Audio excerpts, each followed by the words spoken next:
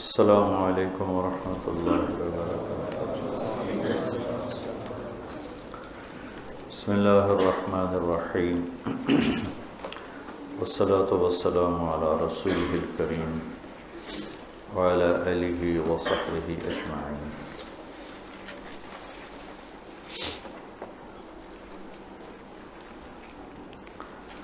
ہندوستان میں 90 ہجری میں سندھ میں سب سے پہلے اسلام آیا۔ محمد بن قاسم رحمۃ اللہ علیہ 92 ہجری میں ملتان پہنچے اور یہ کوئی 3 سال کا سفر تھا، اور بنو امیہ کے دور میں ہی ولید بن عبد الملک کا زمانہ، اسلام سندھ اس وقت بمبئی سے لے کر ملتان، یہ سارا سندھ، بمبئی سندھ میں شامل تھا، ملتان سندھ میں تھا۔ تو یہ اس اللہ کے نیک بندے نوجوان کے بابرکت ہاتھوں سے پہلی صدی میں ہی بر صغیر میں اسلام کی آمد ہوئی، اور اس کے بعد پھر 5ویں صدی میں محمود غزنوی نے یہاں حملے کیے۔ 416 میں اس کا انتقال ہوا ہے، تو ہو سکتا ہے 399 ہو 80، مجھے سن یاد نہیں ہے۔ اور شہاب الدین اس نے حکومت قائم نہیں کی، صرف پنجاب تک کو اپنے حکومت میں شامل کیا۔ شہاب الدین غوری رحمۃ اللہ علیہ نے پھر یہاں باقاعدہ حکومت کا نظام بنایا، اور یہاں کا پہلا حاکم قطب الدین ایبک غلام تھا۔ تو اس کے بعد پھر خاندان غلامہ کی حکومت چلی۔ پھر جب زوال آیا تو اس وقت مغلیہ خاندان حاکم تھا، اور یہ طبیعی چیز ہے، ہر قوت ضعف کا جیسے شکار ہوتی ہے، ہر جوانی بڑھاپے کا شکار ہوتی ہے، ایسے ہی ہر قوم، ہر خاندان، ہر طاقت وہ کچھ عرصے کے بعد ضعف کا شکار ہوتا، لازم۔ تلک ایام نداولھا بین الناس، اللہ اس کو ایسے ہی پھراتا رہتا، کبھی ادھر کبھی ادھر۔ ایک دور تھا مشرق کا غلغلہ تھا، اور مغرب اندھیروں میں ڈوبا ہوا تھا۔ آج مغرب کا ڈنکا بج رہا ہے اور مشرق اندھیروں میں ڈوبا ہوا ہے۔ تو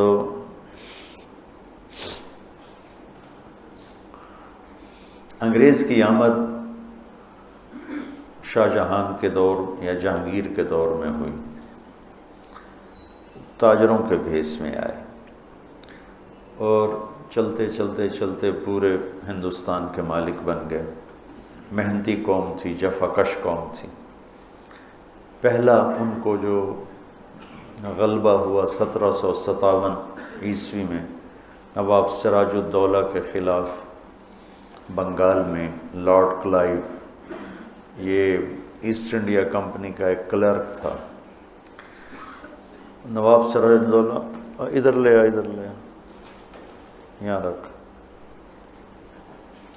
آپ کو خوشبودار کریں۔ آ رہی خوشبو؟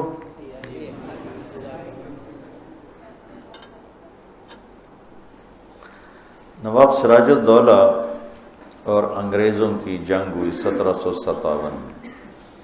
اس میں سراج الدولہ کو شکست ہوئی، اور اس کی وجہ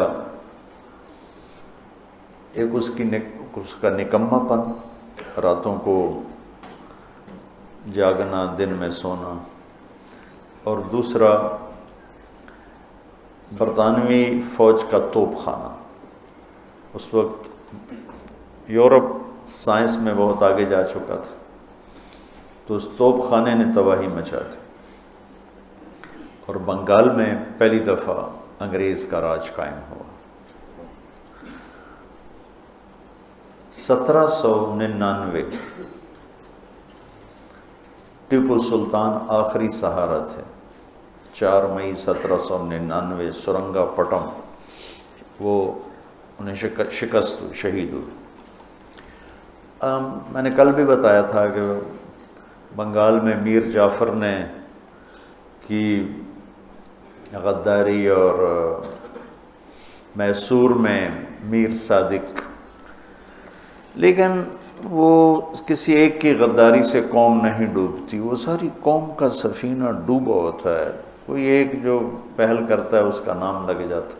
میر جعفر غداری نہ بھی کرتا تو بھی سراج الدولہ اتنا سمجھدار نہیں تھا کہ وہ انگریز کو شکست دے سکتا، اور ٹیپو سلطان اتنے طاقتور نہیں تھا۔ ٹیپو سلطان بہت سمجھدار تھا، طاقتور نہیں تھے، اور ادھر نظام مل گیا، حیدرآباد، دکن، انگریز اور مرہٹے، 3 طاقتیں اکٹھی ہو گئیں، تو وہ اکیلے اگر میر صادق غداری نہ بھی کرتا تو بھی شکست ہی ہونی تھی کہ اتنی پاورفل، طاقتور۔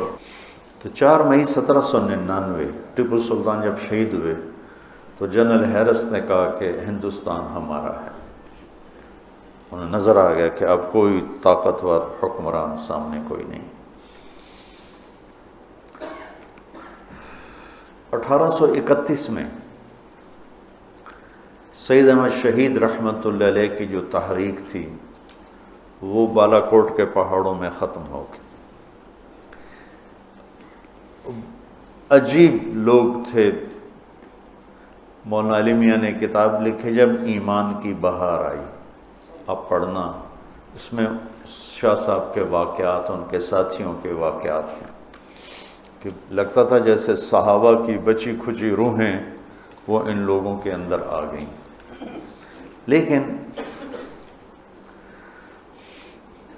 پوری تیاری کے بغیر نتیجہ نہیں نکلتا۔ اللہ نے دنیا کو دارالاسباب بنایا۔ رنجیت سنگھ بہت طاقتور حکمران تھا،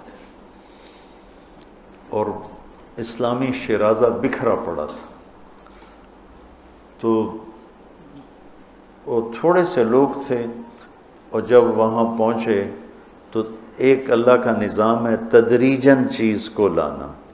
شراب حرام کرنی تھی نا، تو ایک دم نہیں کہا شراب چھوڑ دو، قل فیہما اثم کبیر و منافع للناس، پھر لا تقربوا الصلاۃ وانتم سکارى، پھر فہل انتم منتہون۔ یہ ہے طریقہ کسی چیز کو لانے کا، اٹھانے کا، آہستہ آہستہ۔ شاہ صاحب رحمۃ اللہ علیہ نے جب سرحد پہ اپنی حکومت قائم کی تو ایک دم شریعت نافذ کر دی،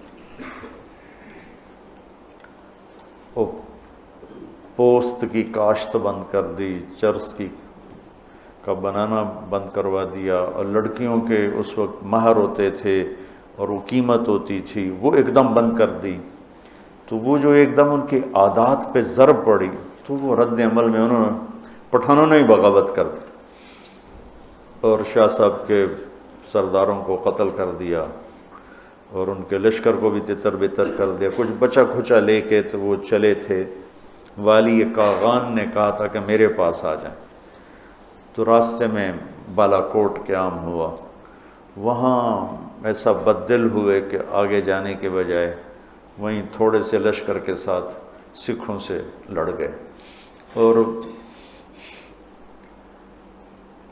ایک پہاڑ ہے مٹی کوٹ، ایک ہے بالا کوٹ۔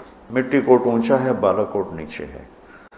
تو وہاں کے جو مقامی مسلمان تھے وہ سکھوں کو مٹی کوٹ تک پہنچانے کے لیے رہبر کے طور پہ استعمال ہوئے۔ جب قوم ڈوبتی ہے تو صرف ایک کی غداری سے نہیں ہوتا، ساری دیگ ہی خراب ہو چکی ہوتی۔ سکھوں کو تو راستے کا نہیں پتہ تھا، انہیں مقامی مسلمان گجر وہ راستہ دکھاتے دکھاتے مٹی کوٹ تک لائے، اور وہ یوں اس طرح جو یہاں بیٹھا ہے وار تو اسی کا چلے گا، یہ بالا کوٹ یہاں ہے، مٹی کوٹ یہاں ہے۔ تو شکست تو شہید ہو گئے، شاہ اسماعیل بھی شہید ہو گئے، سید احمد بھی۔ اللہ سے دعا کی میری لاش کا پتہ نہ چلے، وہ نالے میں بہہ گئی، پتہ نہیں کہاں چلی گئی۔ اب جو ان کی قبر 2 جگہ بنی ہوئی ہے، گڑھی حبیب اللہ بھی ہے اور بالا کوٹ بھی ہے، اور دونوں فرضی قبریں ہیں، ان کی تو لاش ہی اللہ نے چھپا دی تھی۔ تو 1834 میں لارڈ میکالے آیا، کہ ایک ایسا نظام تعلیم لایا جائے جو انہیں غیر مسلم نہ بنائے، انہیں مسلمان نہ چھوڑے، یہ نام کے مسلمان ہوں اور اندر سے انگریز کے غلام ہوں، ذہنی فکر، ذہنی سوچ وہ ساری بن جائے غیر مسلم والی، اور شکل صورت ظاہر یہ ہو مسلمان والا۔ ایک ایسا نظام تعلیم مرتب کرنے کے لیے لارڈ میکالے 1834 میں آیا تھا۔ تو اس کے بعد 1857 میں جنگ آزادی ہو گئی۔ وہ جنگ کیا تھی، ایسے بھیڑ بھڑکا تھا، نہ کوئی تنظیم، نہ ترتیب، نہ کوئی قائد، نہ لیڈر، تو اس میں شکست ہونا لازمی چیز تھی۔ اس کے بعد پھر انگریز کا ظلم بڑھا۔ بہادر شاہ ظفر کے 18 بیٹے تھے، انہیں سارے ذبح کر کے ان کے سر تھال میں سجا کے بہادر شاہ کے آگے رکھ دی۔ لیکن اس سے پہلے ظلم انہوں نے، جنگ لڑنے والوں نے جب دلی پہ قبضہ کیا تو وہاں 86 انگریز عورتیں تھیں، 86، اور ان کے بچے تھے۔ انہوں نے ساری عورتوں کو بھی ذبح کر دیا اور بچوں کو بھی ذبح کر دیا۔ جو ظلم عظیم تھا، مسلمان فاتح ہو یا مفتوح ہو ظلم نہیں کرتا ہے۔ دنیا میں جب سے دنیا بنی سب سے پہلی ہستی جنہوں نے جنگ کے قانون بنائے وہ ہمارے نبی ہیں۔ پہلی ہستی کہ جنہوں نے جنگ کے قانون بتائے، بچوں کو نہیں قتل کرنا، عورتوں کو نہیں قتل کرنا، بوڑھوں کو نہیں قتل کرنا، راہبوں کو نہیں قتل کرنا، بستیوں کو نہیں جلانا، فصل کو نہیں جلانا، درختوں کو نہیں کاٹنا، یہ جو ہتھیار ڈال دے اس پہ کچھ نہیں ہاتھ اٹھانا۔ یہ پہلی دفعہ ہمارے نبی نے یہ قانون بتائے انسانیت کو۔ انہی کی امت جب یہ کرنے لگ گئی تو پھر انہوں نے سر ڈبلیو ہنٹر 1857 کے بعد آیا، انہوں نے فوکس کیا کہ مسلمانوں کو کس طرح ختم کر دیا جائے، زیرو کر دیا جائے۔ قتل عام نہیں ہو سکتا جیسے اسپین میں ہوا، تو ان کو ویسے ذہنی طور پہ ختم کر دیا جائے۔ اس کے لیے پھر سب سے پہلے کلکتہ میں ایک سکول کھولا گیا، کلکتہ میں کھلا۔ تو 1857 کی جنگ میں ہمارے اکابرین مولانا قاسم نانوتوی، مولانا رشید احمد صاحب گنگوئی، حافظ ضامن صاحب رحمۃ اللہ علیہ، حاجی امداد اللہ صاحب رحمۃ اللہ علیہ، انہوں نے باقاعدہ جنگ کی، شکست ہوئی، حافظ ضامن صاحب شہید ہوئے، اور پھر امداد اللہ رحمۃ اللہ علیہ وہ روپوش ہو گئے، پھر ہجرت کر کے مکہ تشریف لے کے۔ جب حالات کا رخ اس طرح بن رہا تھا کہ مسلمان کو ٹارگٹ کر کے ختم کرنا تھا ذہنی طور پر، تو مولانا محمد قاسم نانوتوی رحمۃ اللہ علیہ کے دل میں اللہ نے مدرسہ کی سوچ ڈالی۔ یہ ساری تمہید میں اس ایک جملے کے لیے آپ کو سنا رہا تھا۔ پورے بر صغیر میں کوئی مدرسہ نہیں تھا، علم لینے دینے کا نظام تھا، لیکن مدرسہ، طلبہ، اساتذہ اور سبق، درسگاہ، دارالاقامہ ایسا کوئی نہیں تھا۔ فرنگی محل بھی، لکھنؤ بھی، اور دہلی میں اور کئی جگہ بھی علماء کے حلقے ہوتے تھے، درس ہوتے تھے، طلبہ آتے تھے، لیکن ایک جگہ رہ کر سیکھنا اور اساتذہ ہونا اور وہیں ان کا کھانا بننا اور وہیں ان کی رہائش ہونا، یہ 1864 میں، 1857 کے چند سال بعد، یعنی 7 سال بعد ہی مولانا قاسم صاحب رحمۃ اللہ علیہ نے دیوبند کی بنیاد رکھی۔ ویسے تو یہ دنیا اللہ نے اسلام کو باقی رکھنا ہے، اور اگر یوں نہ ہوتا تو یوں ہو جاتا، یوں ہوتا تو یوں نہ ہوتا، یہ انسان کہتا تو ہے، تو اسباب کی دنیا میں، خیالات کی دنیا میں چلتا ہے۔ دیوبند کے مدرسہ کی بنیاد نہ رکھی جاتی تو شاید اسلام کی یہ شکل نہ ہوتی جو آج موجود ہے۔ اللہ نے ایک بندے کو چنا، درویش غریب، اور ان کے ذریعے سے ایک شاگرد محمود الحسن، ایک استاد محمود احمد، بہت بڑے مناظر تھے مولانا قاسم صاحب، کبھی کسی مسلمان فرقے سے مناظرہ نہیں کی۔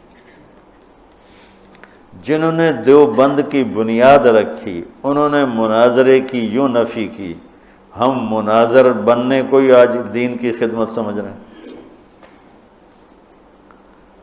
ساری زندگی مناظرے کی ہے، ہندوؤں سے، عیسائیوں سے، دہریوں سے، آریہ سے، بڑے بڑے پادریوں سے مناظرے کیے اور ان کے چھکے چھڑا دیے، لیکن کسی مسلمان فرقے کے ساتھ مناظرہ نہیں کیا۔ شیخ الہند کی بات میں پھر نقل کرتا ہوں کہ جب وہ مالٹا سے واپس آئے تو فرمایا دو باتیں نظر آئی ہیں امت کے زوال کی، ایک قرآن سے دوری اور ایک آپس کا اختلاف۔ تو میری اب جتنی باقی زندگی ہے میں زور لگاؤں گا کہ قرآن کی تعلیم کو عام کیا جائے اور آپس کے اختلاف کو ختم کیا جائے۔ میری تو عمر بیت گئی یہ روتے روتے اور سناتے سناتے کہ امت بنو، امت کہتے ہی اس کو ہیں جو مختلف قبائل ہوں، مختلف افکار ہوں، لیکن جڑ کے چلیں، انہیں امت کہتے۔ تو ہم کسی کو اپنے عقائد پر لانے کی محنت چھوڑ دیں، ہم ان کے عقائد کا احترام کریں، اپنے پر پابند رہیں، اور ان کی خدمات اب میں پوری دنیا میں دیوبند کا فیض پورے بر اعظم میں پہنچاؤں، جہاں میں گیا ہوں دنیا کے آخری کنارے تک، وہاں اس مدرسے کا فیض پہنچا ہوا ہے، اور اللہ نے اس کے چشموں سے سیراب ہونے والوں کو پوری دنیا میں پھیلا دیا۔ تو جنہوں نے بنیاد رکھی تھی انہوں نے کہا تھا میں نے قرآن سکھانا ہے اور اختلاف کو مٹانا ہے۔ میں بھی اسی پر بیٹھا ہوں رمضان میں، یہ اللہ کی کتاب میرے ہاتھ میں ہے کہ اس ساری کو تو میں 25 دن میں، کیا 25 سال میں، ایک بات پڑھی ہو یاد آ گئی، پتہ نہیں کب پڑھی تھی، 20-25 سال پہلے۔ ابو علی رحمۃ اللہ علیہ بغداد کے بڑے علماء میں سے تھے، مفسر قرآن تھے، تو لوگوں نے کہا آپ درس قرآن شروع کریں، تو انہوں نے درس قرآن شروع کیا، تو سورہ بقرہ 26 سال درس دیتے رہے، ختم نہیں ہوئی اور فوت ہو گئے۔ 26 برس سورہ بقرہ کا درس چلتا رہا اور وہ ختم نہیں ہوئی اور وہ ختم ہو گئی۔